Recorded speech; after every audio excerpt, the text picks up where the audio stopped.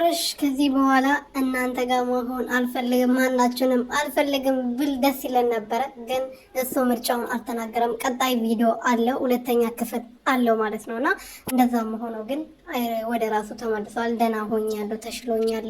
እስከዛሬ ይሆነ የነበረውን ነገር ምንም ማውቀው ነገር የለም። ግን ብዙ ነግራኛለች። ቪዲዮችንም ወደ ኋላ አለፍ ብዬ አይቻችኋለሁ። ከራሴ ጋር እንዳልነበርኩ በደንብ አድርጌ ቪዲዮቹን ሰላም ሰላም ቤተሰቦቼ እንዴት ናችሁልኝ? እኔ በጣም ደህና ነኝ፣ እግዚአብሔር ይመስገን። በያላችሁበት ሰላማችሁ ብዙ ትርፍርፍ ይበልልኝ። ለዚህ ቤት ለዚህ ቻናል አዲስ የሆናችሁ ሰብስክራይብ፣ ሼር፣ ላይክ እያደረጋችሁ ቤተሰብ እንድትሆኑ በትህትና እየጠየኩኝ አበጋዝ እንግዲህ ደህና ነኝ፣ ተሽሎኛል፣ ወደ ራሴ ተመልሻለሁ በማለት እንግዲህ ተመልሰው መጥተዋል ነው የምላችሁ። እንግዲህ ምርጫው ነገ ነው፣ የምርጫ አካሄዱ ነገ ነው። ግን ይሄ ሁሉ ተጫውቶብን እንደዚህ በቀላሉ ድኖ ተሽሎኛል ብሎ መምጣት አረ ይከብዳል። በጣም ነው የሚያስጠላው። በዛው ደግሞ በማይቀለል ነገር ሲቀለድ ከርሞ አሁን እንደ ቀላል ነገር ደህና ነኝ ማለት አይከብድም? አያስጠላም? ቤተሰብ እንዴት ነው የምንቀበላቸው አሁን እነዚህ ሰዎች? እስቲ እንዴ የሩትዬ ስም አጥፍቶ ሩትዬ እንዴት ነው ዝም የምትለው እንዴ?